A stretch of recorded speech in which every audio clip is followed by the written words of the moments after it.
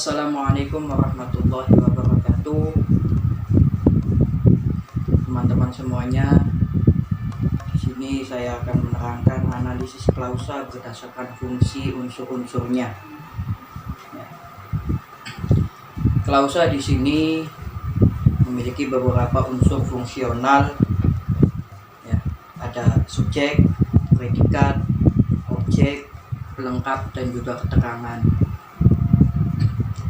Di antara beberapa unsur fungsional tersebut, tidak semuanya bersamaan ada di dalam suatu klausa. Bisa saja hanya terdapat subjek dan predikatnya saja, subjek, predikat, dan objeknya saja. Kemudian bisa juga terdapat subjek, predikat, dan pelengkapnya saja. Atau bisa juga hanya ada subjek, predikat, objek, dan keterangannya saja.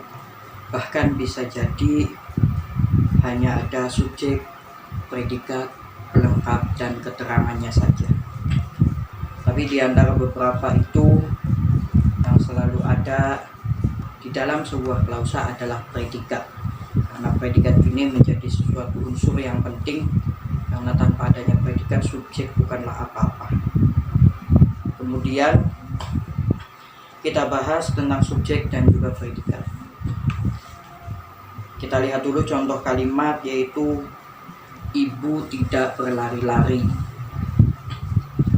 Di dalam klausa ibu tidak berlari-lari itu ada dua unsur fungsional dari sebuah klausa, yaitu subjek dan juga predikat. Yang mana ibu, kalimat ibu itu menjadi subjek dari sebuah klausa tersebut. Kemudian tidak berlari-lari menjadi sebuah predikat dari klausa tersebut. Kemudian satu contoh lagi tentang subjek dan juga predikat. Badannya sangat lemah.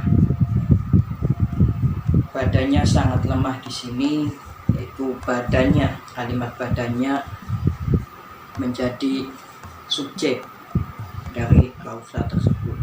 Kemudian sangat lemah itu menjadi predikat. Jadi di sini subjek selalu berada di muka dari predikat. Subjek berada di muka dari predikat, dan bisa juga ditukar. Yang semulanya subjek berada di muka predikat, sekarang predikat yang berada di muka subjek. Misalkan tadi ibu tidak berlari-lari, itu subjeknya ibu, tidak berlari-larinya predikat. Subjek ada di depan predikat, sekarang predikat yang ada di depan subjek, yaitu tidak berlari-lari ibu. Itu predikat yang ada di depan, dan kemudian subjek yang ada di belakang. Nah, yang kedua, badannya sangat lemah juga bisa dibalik, predikat berada di muka subjek, sangat lemah badannya. Jadi tadi badannya sangat lemah, sekarang sangat lemah badannya. Dibalik untuk predikat berada di muka subjek. Itu. Jadi di sini disimpulkan bahwa subjek itu bisa ada di muka predikat, dan bisa juga dibalik predikat yang berada di muka subjek. Kemudian kalau tadi subjek dan predikat, sekarang objek dan pelengkap. Objek dan pelengkap Predikat mungkin bisa terdiri atas verba transitif maupun verba intransitif. Nah, di dalam objek dan pelengkap, jika predikat itu berupa verba transitif, maka di situ diperlukan sebuah objek untuk menjadi sebuah klausa yang baik dan benar. Nah, jadi jika predikat tersebut merupakan verba transitif, maka diperlukan sebuah objek untuk dapat menerangkan untuk dapat menerangkan klausa tersebut sehingga menjadi klausa yang baik dan benar. Nah, kita lihat contohnya. Pemerintah akan menyelenggarakan pesta seni. Predikat di sini akan menyelenggarakan yang merupakan verba transitif.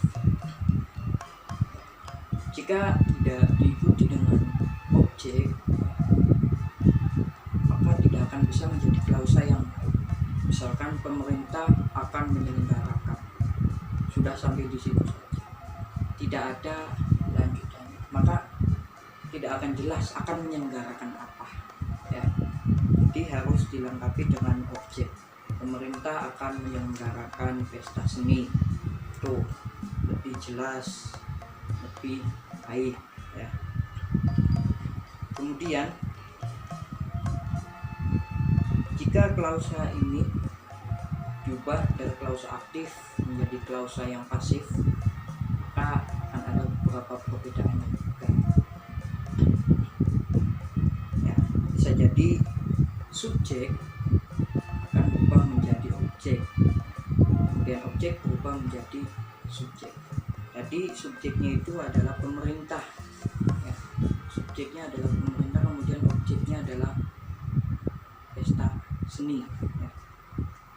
Pesta seni kita ubah untuk pesta seni itu menjadi subjek dan pemerintah menjadi objek. Maka jadinya akan seperti ini. Pesta seni akan diselenggarakan oleh pemerintah. Pesta seni akan diselenggarakan oleh pemerintah. Itu jika klausa aktif diubah menjadi klausa yang pasif. Betul. Terima kasih. Bismillahirrahmanirrahim. Assalamualaikum warahmatullahi wabarakatuh. Dengan saya Wakia PBSI 4A. Saya akan mencoba menjelaskan melanjutkan tentang analisis klausa berdasarkan unsur-unsurnya. Langsung saja ya. Unsur klausa yang tidak menduduki fungsi S, P, O, dan PEL dan dapat diperkirakan menduduki fungsi keterangan, berbeda dengan O dan PEL yang selalu terletak di belakang P. Nah, dalam suatu klausa keterangan pada umumnya mempunyai letak yang bebas, artinya dapat terletak di depan SP, terletak di antara S dan P, dan dapat terletak di belakang sekali, di paling belakang. Itu bisa, hanya tentu tidak mungkin terletak di depan O dan antara P dan PEL. Itu tidak bisa. Kenapa? Karena O dan PEL itu boleh dikatakan selalu menduduki tempat langsung di belakang P. Nah, setidaknya mempunyai kecenderungan demikian. Misalnya langsung saja contohnya itu akibat topan desa-desa itu musnah. Nah, dalam kalimat yang tadi itu menduduki fungsi keterangan ialah unsur akibat topan terletak di muka SP. Unsur keterangan dapat dipindahkan di antara S dan P. Dapat juga dapat dipindahkan ke belakang SP menjadi desa itu akibat taupan musnah.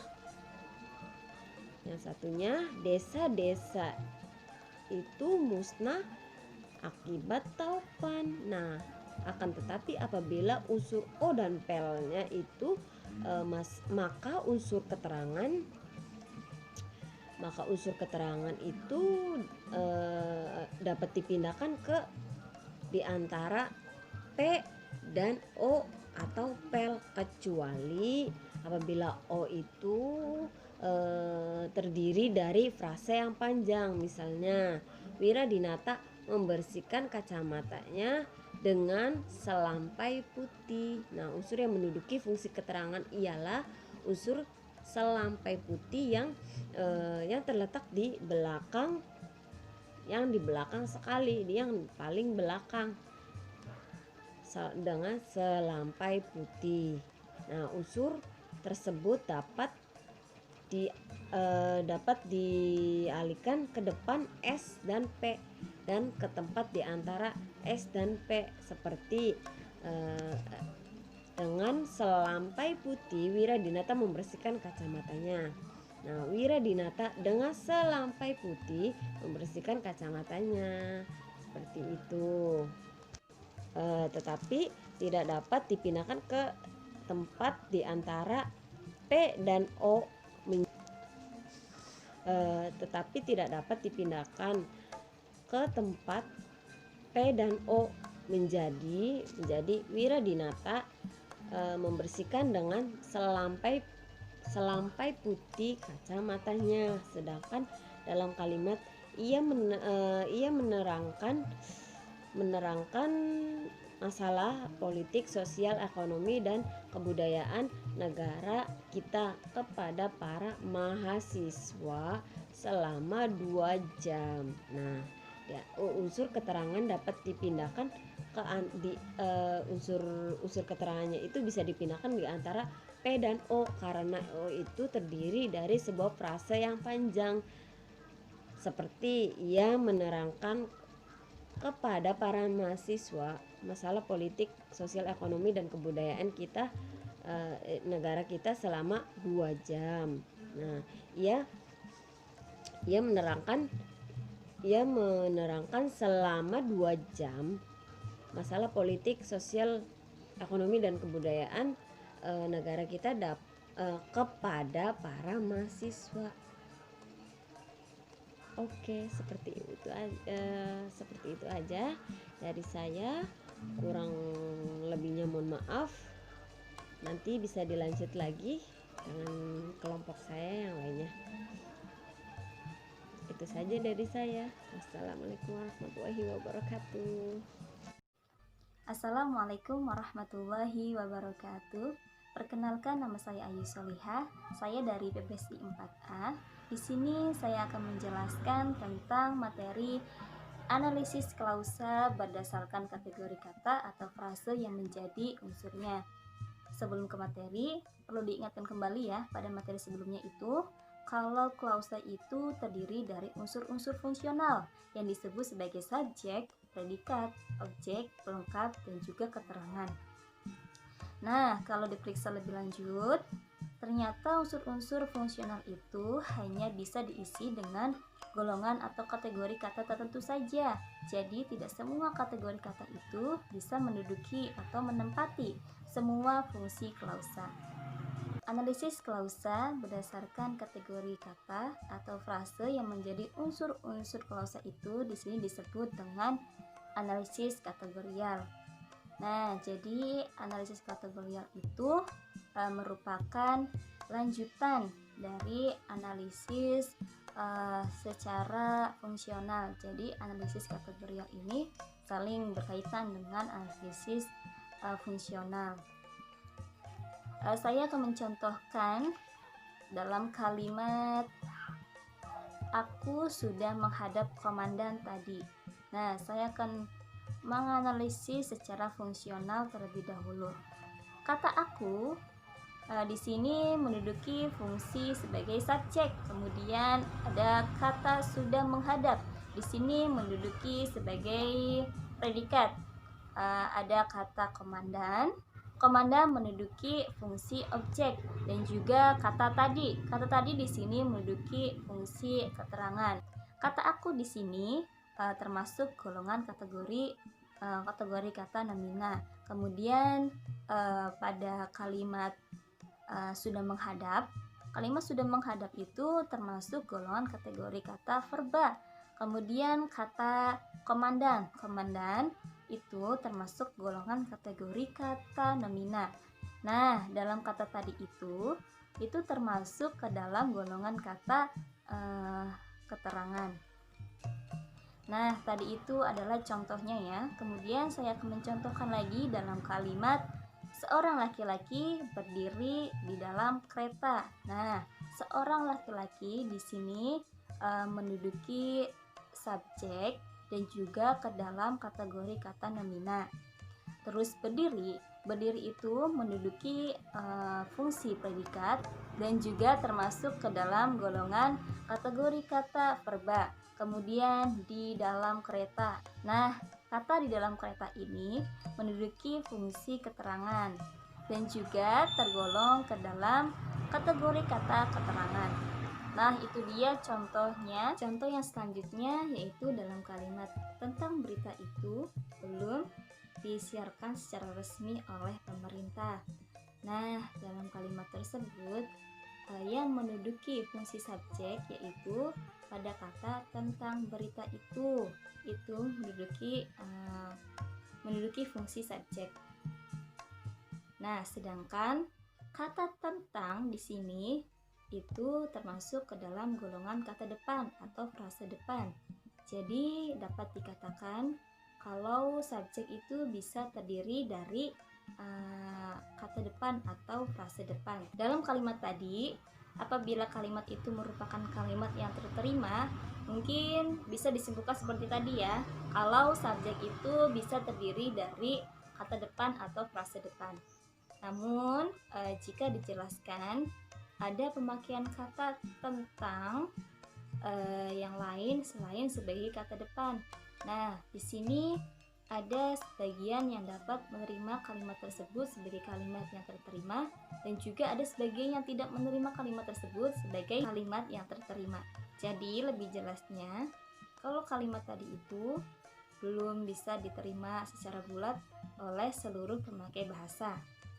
Tetapi dalam buku sintaksis karya Profesor Dr. Andes M. Ramlan di sini menyimpulkan bahwa subjek itu selalu terdiri dari kata atau frase yang termasuk kategori nomina yang dapat diterima. Mungkin itu saja yang dapat saya sampaikan. Kurang dan lebihnya mohon maaf. Wassalamualaikum warahmatullahi wabarakatuh.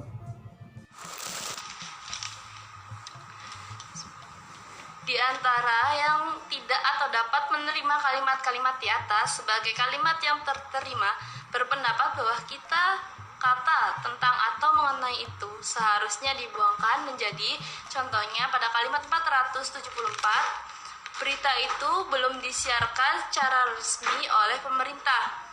Contoh kalimat 475, masalah itu belum dibicarakan dalam rapat. Contoh kalimat 476, rumahnya belum diketahui teman-temannya. Contoh kalimat 477, harga bahan makanan dan pakaian tetap stabil. Berbeda dengan S yang selalu terdiri dari kata atau frase golongan N, P mungkin terdiri dari kata atau frase yang termasuk kategori N, F, bilangan, FT, dan mungkin juga terdiri dari keterangan. Misalnya, ada contoh kalimat 478, gedung itu gedung sekolah dulu. Contoh kalimat 479, anak laki-laki itu anak seorang pegawai kedutaan. Pada contoh kalimat 480, lalat berterbangan di pinggir kolam itu. Contoh kalimat 481, perempuan itu sedang menjahit. Contoh kalimat 482, penduduk tanah Jawa sangat padat. Contoh kalimat 483, Indonesia sangat subur. Contoh kalimat 484, anggota dewan itu 10 orang. Contoh kalimat 485, jendela kamar itu hanya 1. Contoh kalimat 486, bahan-bahan bangunan itu untuk daerah Jawa Tengah. Contoh kalimat 487, Bapak guru di dalam kelas. Pada contoh 488, keberangkatannya kemarin. Pada contoh 489, pulangnya besok pagi. Pada kalimat 478 dan 479, P-nya terdiri dari frase golongan N, yaitu frase gedung sekolah dan anak seorang pegawai kedutaan. Kalimat 480 sampai 483, P-nya terdiri dari kata atau frase golongan F, yaitu berterbangan, sedang menjahit, sangat padat, dan sangat subur. Kalimat 484 dan 485, P-nya terdiri dari frase golongan bilangan, yaitu 10 orang, hanya satu. Kalimat 486 dan kalimat 487, P-nya terdiri dari FD, yaitu untuk daerah Jawa Tengah dan dalam kelas. Dan kalimat 488 dan 489, P-nya terdiri dari kata atau frase golongan keterangan, yaitu kemarin dan besok pagi. Sama halnya dengan S, fungsi O baik O1 maupun O2 selalu terdiri dari kata atau frase yang termasuk golongan N. Misalnya, pada contoh kalimat 490, seorang laki-laki menyambut tubuh anakku. Contoh kalimat 491, aku tidak melukai perasaan wanita tua itu. Pada contoh kalimat 492, ia sedang mencarikan buku anaknya. Pada kalimat 493, Ahmad sedang menggambarkan anaknya seekor kerbau. Oh, kalimat-kalimat di atas ialah tubuh anakku.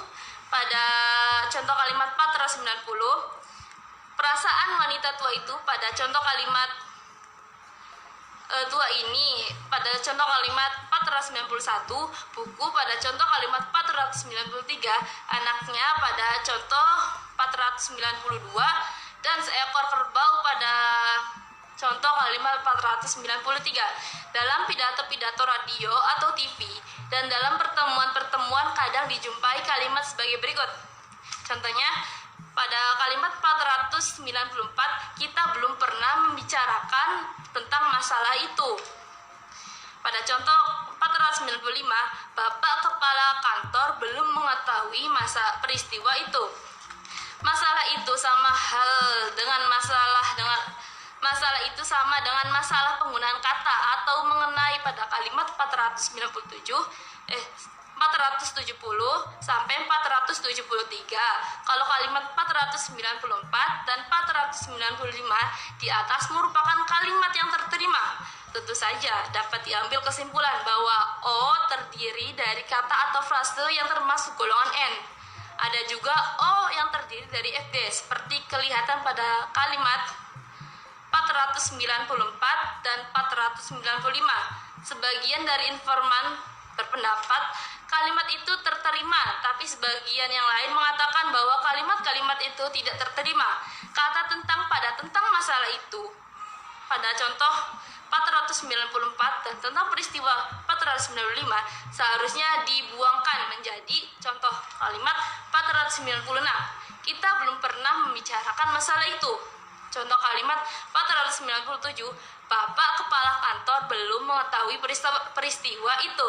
Dengan demikian, kalimat itu tidak atau belum merupakan common core, dan karena itu kesimpulan bahwa O selalu terdiri dari kata atau frase yang termasuk kategori N kiranya dapat diterima.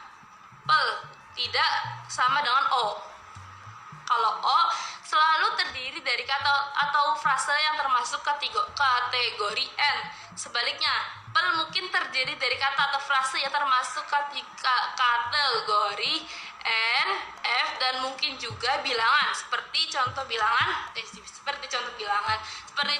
kalimat 498, dahulu mereka bersenjata bambu runcing.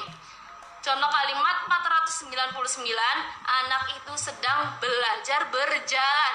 Pada contoh kalimat 500, harimau bertambah 1. Pada kalimat 498, pelnya bambu runcing yang termasuk kategori N. Pada kalimat unsur berjalan yang termasuk kategori F. Dan pada kalimat 500, unsur 1 yang termasuk kategori bilangan. Keterangan mungkin terdiri dari kata atau frase yang termasuk kategori keterangan. Mungkin dari FD, mungkin terdiri dari kata atau frase F misalnya. Pada contoh kalimat 501, kini Inggris menjadi negara sosialis yang kuat. Pada contoh kalimat 502, lusa kita akan mengadakan rapat pula. Contoh kalimat 503, ia membasuh tangannya dengan air hangat. Pada contoh kalimat 504, koperasi mengumpulkan modal secara gotong royong. Pada contoh kalimat 505, beberapa hari ini ia tidak kelihatan. Pada contoh 506, minggu yang akan datang, Ahmad akan pergi ke luar negeri. Pada contoh 507, cepat-cepat pencuri itu melarikan diri. Pada contoh 508, pasien itu berjalan terhuyung-huyung. Pada kalimat 501 dan 502, pelnya terdiri dari kata golongan keterangan, yaitu kata kini dan lusa. Dan pada kalimat 503 dan 504 terdiri dari FD, yaitu dengan air hangat dan secara gotong royong. Pada kalimat 505 dan 506 terdiri dari frase yang termasuk golongan N, yaitu beberapa hari ini dan minggu yang akan datang. Dan pada kalimat 507 dan 508 terdiri dari kata termasuk golongan keterangan, yaitu cepat-cepat dan terhuyung-huyung. Jika dianalisis kategorial dan kesimpulan, akan memperoleh kesimpulan sebagai berikut. S sama dengan N, P sama dengan N, F bilangan atau FD, dan FD. O sama dengan N, P sama dengan F, N bilangan, keterangan, FB, N. Maksudnya S terdiri dari N, P terdiri dari N atau F atau bilangan FD. O terdiri dari N, P terdiri dari N atau F atau bilangan, dan keterangan